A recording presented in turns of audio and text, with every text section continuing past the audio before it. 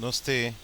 ये वीडियो है, इसमें 10 क्वेश्चन है यूजीसी नेट नवंबर 2020 में जो पेपर में आए थे। और ये जो पेपर किस सब्जेक्ट का है, कंप्यूटर साइंस एंड एप्लीकेशंस। तो फर्स्ट क्वेश्चन क्या है, consider the following pseudo code fragment where A and B are integer variables that have been initialised. A और बी दो ऐसे इंटीजर वेरिएबल्स हैं। ए कंडीशन ये है कि ए जो है एक से बड़ा है और बी से छोटा है। तो लेट बी सपोज इसको मान लेते हैं हम कि ए 2 है, फर्स्ट जो इंटीजर है 1 से बड़ा, और बी कितना है 5 है। गिवन क्या है, एक्स 0 है, पी 1 है। इस लूप को चलाना है, वाइल लूप को, और हमने एक्स की वैल्यू देखनी है ए और बी में। ये क्वेश्चन में पूछा गया है in terms of A and B. तो ये जो कंडीशन जब ट्रू होगी तभी एग्जीक्यूट होगी। तो इस टेबल को इस तरीके से देखते हैं, ये कंडीशन है। और यहाँ पे p की वैल्यू 1 है, 1 इज़ लेस देन 5, क्योंकि b की वैल्यू 5 हमने माना है स्टार्टिंग में। तो ये ट्रू हुई, p की वैल्यू एग्जीक्यूट होने पे 2 आ गई, और x की वैल्यू 1 होगी। So simple. x की ऑलरेडी वैल्यू कितनी है, 0, उसमें 1 ऐड किया, फिर से लूप स्टार्टिंग कंडीशन पे आ गई। ट्री चेक करते हैं, तो 2 इज़ लेस देन 5, तो ये भी ट्रू हुआ। और p की वैल्यू कितनी होगी, ये a की वैल्यू कांस्टेंट है, 2 2 से बढ़ रही है वो, तो ये 4 होगी। x की वैल्यू 1 1 से बढ़ रही है, तो ये 2 हो गई। फिर ये condition I 4 is less than 5, ये भी ट्रू है। p की वैल्यू 8 हो गई है अब, और x की वैल्यू 3 हो गई है। जो p की वैल्यू 8 और b की वैल्यू 5, तो ये नहीं चलेगा, यहीं पे स्टॉप हो गया। अब x की वैल्यू हमारे पास क्या आ गई है, 3, और a की वैल्यू 2 और b की वैल्यू 5। अब देखते हैं हम कि क्या 3 के बराबर कौन सी इन चार ऑप्शन में से सही है। तो a की वैल्यू कितनी है, 2, और b की वैल्यू कितनी है, 5। यदि इसको सॉल्व करते हैं 32, तो it is not the right, ये सही नहीं है ऑप्शन। और जल्दी से आप समझ जाएंगे कि ये 2 ऑप्शन भी सही नहीं है, क्योंकि 5 रेज टू पावर 2 के 25, बी की वैल्यू 5, ए 2 है, ये भी नहीं है। अब बात आते हैं लॉग विद एस ए, यानी कि ए की वैल्यू 2 है और बी 5 है, यानी कि लॉग 5 विद बेस 2। ये होता क्या है, 2.32। और अब हमारे पास दो ऑप्शंस आ गई हैं, एक फ्लोर और एक सील। तो अब इस पार्ट को समझिए, फ्लोर किसको कहते हैं, सील किसको कहते हैं। किसी भी फ्रैक्शन वैल्यू में लोअर और अपर इंटीजर जो है, उस वैल्यू का सील अपर इंटीजर्स होता है, हायर इंटीजर, और फ्लोर जो होता है वो लोअर होता है। तो ऑब्वियसली हमारे पास यहाँ एक्स की वैल्यू 3 आ रही है, तो हमें क्या लेना पड़ेगा, सील लेना पड़ेगा। तो राइट आंसर क्या है, 4 is the fourth part is the right answer. Question number 2, which of the following statement regarding the XML is are true? तो इसमें देखो, टू बी और सी स्टेटमेंट बिल्कुल ठीक हैं, पर फर्स्ट स्टेटमेंट ठीक नहीं है, बिकॉज टेक्स्ट और इमेजेस को डिस्प्ले करने का काम HTML का होता है, XML का नहीं। तो right answer is B and C. Question number 3, ये हमारे पास ऑपरेटिंग सिस्टम का क्वेश्चन। इसमें कहा गया है पाइपलाइन और हमारे पास नॉन पाइपलाइन कंडीशन में तो कैसे वो पर्टिकुलर जो टास्क हैं एग्जीक्यूट होते हैं। तो उसका जो फार्मूला है बहुत सिंपल है। यदि आपने नॉन पाइपलाइन लेनी है तो 50 हमारे पास क्या टास्क हैं, 50 से मल्टीप्लाई करो, क्योंकि वो इतनी नैनो सेकंड ले रहा है।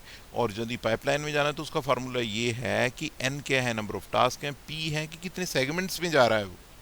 तो अलग अलग सेगमेंट्स को एग्जीक्यूट करते, यानी कि कितने सेगमेंट में जा रहा है। तो at one time non pipeline में एट वन टाइम पैरेलल सभी चलते हैं, तो उसके अकॉर्डिंग हमारे पास ये आ रहा है 500 6 माइनस 1/10, और उसके अकॉर्डिंग क्या है, क्लॉक साइकिल उसका 10 का है।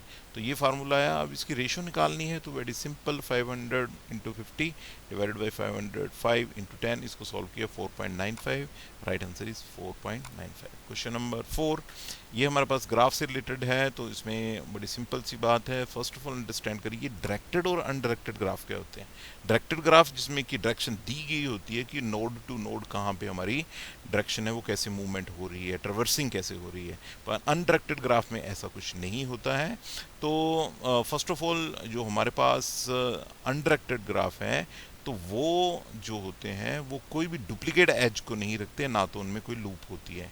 तो यहाँ पे दो चीज़ें बताई गई हैं, टी बताया गया है डेप्थ फर्स्ट, यानी कि सबसे पहले ट्रेवर्स करना है तो डेप्थ में जाइए, और ब्रेथ फर्स्ट का मतलब है कि सबसे पहले ब्रेथ में जाइए। तो स्टेटमेंट 1 तो ट्रू है, पर स्टेटमेंट 2 में यहाँ पे एक इशू है कि जब ब्रेथ फर्स्ट जाना है तो एक लेबल को पूरे को लेना है, तो उसमें आई और जे की वैल्यू दोनों सेम होंगी, यानी कि वो 0 होगी, पर यहाँ पे 1 है, that is a wrong. So answer 3 is the right answer. Question number 5, हमारे पास ये लैंग्वेज से रिलेटेड है, तो उसमें हम मानते हैं कि रेगुलर लैंग्वेज जो होती है, कॉन्टेक्स्ट फ्री लैंग्वेज वो होती है जो रेगुलर लैंग्वेज होती है, कॉन्टेक्स्ट सेंसिटिव वो लैंग्वेज होती है जो रेगुलर भी हो और कॉन्टेक्स्ट फ्री भी हो, और रिकर्सिव इन्यूमरेबल कौन सी लैंग्वेज होती है जो कि टेक्स्ट सेंसिटिव भी हो, टेक्स्ट फ्री भी हो और रेगुलर भी हो। तो स्टेटमेंट वन ट्रू है, स्टेटमेंट टू भी ट्रू है, क्योंकि एवरी टेक्स्ट सेंसिटिव लैंग्वेज क्या होती है, डिसाइडेबल होती है। तो option one is the right answer. Question number 6, which of the following is not true in problem solving in artificial intelligence. उसमें जो डी पार्ट है ये ठीक नहीं है, बाकी ठीक है। आर्टिफिशियल इंटेलिजेंस का मतलब होता है कि आपने ऐसे काम करने हैं, प्रोग्राम्स बनाने हैं जो ऑटोमेटिकली करें, ऑटो लर्न करें। तो उसमें दो अप्रोचेज रहती हैं, स्टेप्स रहते हैं उसमें, कि गोल फॉर्मेशन, कि क्या करना चाहते हैं, वो आर्टिफिशियल इंटेलिजेंस जो एजेंट है उनका काम है, और उसके बाद उसके एल्गोरिदम्स बनने हैं, कोडिंग होनी है, वो सॉफ्टवेयर एजेंट का काम है। तो इसमें जो टेक्निक्स यूज़ होती हैं, जैसे ट्री यूज़ होते हैं, B tree heuristic algorithms use होते हैं, तो ये फर्स्ट थ्री ऑप्शंस होती हैं, but four is not possible in the this case. तो हमारे पास फोर्थ इज़ द इस केस में राइट आंसर है। सेवन्थ क्वेश्चन, ये ऑपरेटिंग सिस्टम से रिलेटेड है, बड़ा ही आसान क्वेश्चन है। इसमें 60 सिलेंडर दिए हुए हैं भी उनके, और हेड दिया है, और डिस्क को मूव करना है उस हेड ने, रीड करने के पॉइंट ऑफ व्यू से। तो वेरियस एल्गोरिदम्स होते हैं। यहाँ पे जो एल्गोरिदम दिया गया है वो SSTF है, शॉर्ट है सीक टाइम फर्स्ट। तो अभी है कहाँ पर हेड, 20 पे हेड है। ये हमने इसको लिख दिया है एक असेंडिंग ऑर्डर में, 2, फिर उसके बाद 6, फिर उसके बाद 10, फिर उसका 22, 38, 40। अभी है कहाँ पर है, 20 पर है। 20 से अब देखना है कि सबसे नज़दीक कौन सा है, 22 है जो 10 है। तो यहाँ पे डिफरेंस कितना है, 10 का, यहाँ पे डिफरेंस कितना, 2 का। तो मूवमेंट कहाँ पे हुई, हेड चला गया इधर, और कितना यूनिट इसको मूव करने के लिए लगा, 2 यूनिट्स लगा, और हर एक सिलेंडर मूव करने के लिए 2 मिली सेकेंड ले रहा है। ठीक है, तो ये यूनिट, 2 यूनिट क्या है इसने लिया मूव करने के लिए। अब 22 पे है, 22 से 38 पे जाएगा, 10 पे जाएगा। तो 10 और 22 का डिफरेंस कितना, 12 का, और 22 और 38 का कितने, 16 का। लो जी, वापिस आया 10 पे। टाइम कितना, कितने यूनिट लिया, 12 यूनिट्स इसने टाइम लिया हेड को मूव करने को। और उसके बाद क्या है 6, उसके बाद क्या है 2, 2 के बाद अब 38 पे जाए या 40 पे, वेरी सिंपल, 36 टाइम लगा, 38 माइनस 2, 36 यूनिट लगा, 36 यूनिट, उसके बाद 2 यूनिट्स लगा, ये 30, 40 माइनस 38। इन सभी को जोड़ना है, और हर एक यूनिट को मूव करने के लिए 2 मिली सेकेंड लग रहे हैं, हर एक रिक्वेस्ट को मूव करने के लिए 2 मिली सेकेंड लग रहे हैं। तो हमारे पास टोटल आंसर क्या आया, सभी को ऐड करो, 60 आया, 2 से मल्टीप्लाई करो 120। So third is the right answer. Eighth question है लेक्सोग्राफिक ऑर्डरिंग। लेक्सोग्राफिक वही होती है जो हमारे पास डिक्शनरी में जैसे हम सर्च करते हैं, अल्फ़ाबेटिकल सर्च करते हैं, तो उसकी अकॉर्डिंग है। कंडीशन दी हुई 0 is less than 1, normal condition है। तो इसको यदि हम देखेंगे तो हमारे पास ये वाली क्वेश्चन जो 2 है, this is the right answer, because the second unit क्या है, उसका फर्स्ट यूनिट को कंपैरिजन किया, बिल्कुल ओके, सेकंड यूनिट को कंपैरिजन किया, फिर थर्ड को करना है, तो उसके this is the right answer. Question number 9 बिल्कुल सिंपल है।